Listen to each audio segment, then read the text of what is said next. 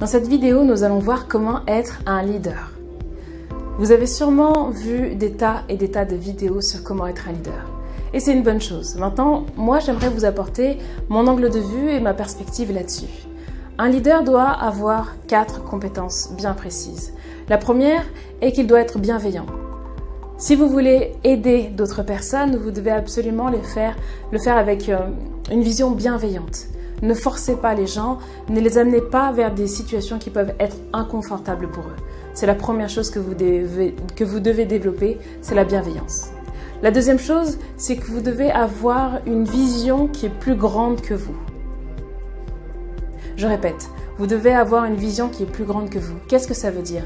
Il faut que vous soyez capable de voir loin dans l'avenir, de voir le potentiel de ce que vous êtes en train de créer pour les personnes qui vous suivent. Vous pouvez voir, par exemple, Jésus-Christ avait une vision plus grande que lui. En exemple un peu, pas forcément bienveillant, on a Hitler qui avait une vision qui était plus grande que lui. Et c'est cette vision en fait, donc que ce soit Jésus, Hitler, Gandhi ou autre, Malcolm X, vous devez avoir une vision bien définie, que les gens sachent pourquoi vous existez et vers où vous allez. C'est ça, avoir une vision plus grande. Vous devez dessiner un avenir commun. Imaginez-vous que vous êtes en train de faire les présidentielles. Même si vous êtes entrepreneur, c'est un peu ce qui se passe chaque jour. Vous devez essayer de faire campagne pour rallier un maximum de personnes vers ce que vous faites parce que vous êtes persuadé que ce que vous avez à proposer peut leur permettre d'avoir un avenir meilleur. Eh bien, être un leader, c'est ça. C'est faire campagne pour ce que vous avez à proposer. Et en d'autres points, je l'ai noté juste ici, il faut que vous puissiez être capable de changer leur fenêtre de croyance.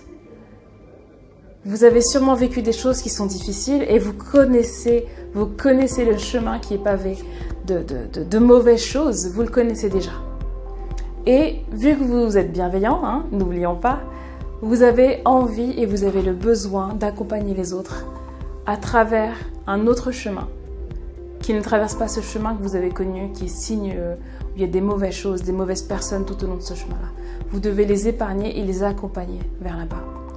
Enfin, un leader réunit les gens.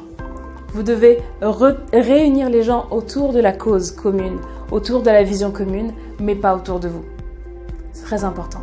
Donc si demain vous voulez être un leader, si dès maintenant vous voulez être un leader, commencez déjà par ça, par trouver quelle est votre vision, quelle est la nouvelle opportunité que vous êtes en train de créer.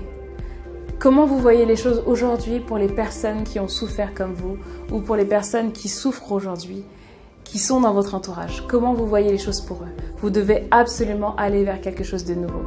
Donc ça, c'est très important. Ensuite, vous devez clairement définir votre message et l'identifier pour que les autres voient la lumière et voient le drapeau qui dit « Ouh, c'est par là !» Je suis leader, on va dans cette direction-là. Vous êtes là pour motiver les autres, les amener à aller vers quelque chose de plus grand. Vous devez les élever. Que ce soit vos enfants, que ce soit vos amis, que ce soit un club de sport, que vous soyez coach sportif, coach de vie ou autre entrepreneur, conférencier, vous devez impérativement être bienveillant, les aider à changer leur fenêtre de croyance, les motiver et avoir une vision qui vous dépasse et une vision vers lesquelles vous pouvez les rallier. N'oubliez pas, ils doivent suivre votre vision, c'est ça le but. Parce que c'est ce que vous mettez en avant et vous êtes le meilleur porte-parole de cette vision.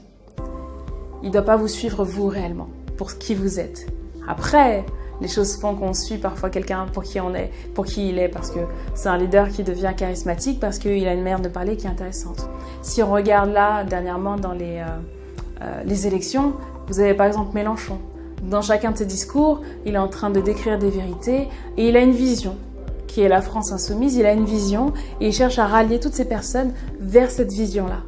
Vous, quelle est votre vision? Il n'est pas en train de dire aux gens « venez et suivez-moi ». Non, venons et adoptons cette vision. Donc dès maintenant, créez une vision pour ce que vous faites. Parce que c'est comme ça que vous pourriez devenir un leader inspirant.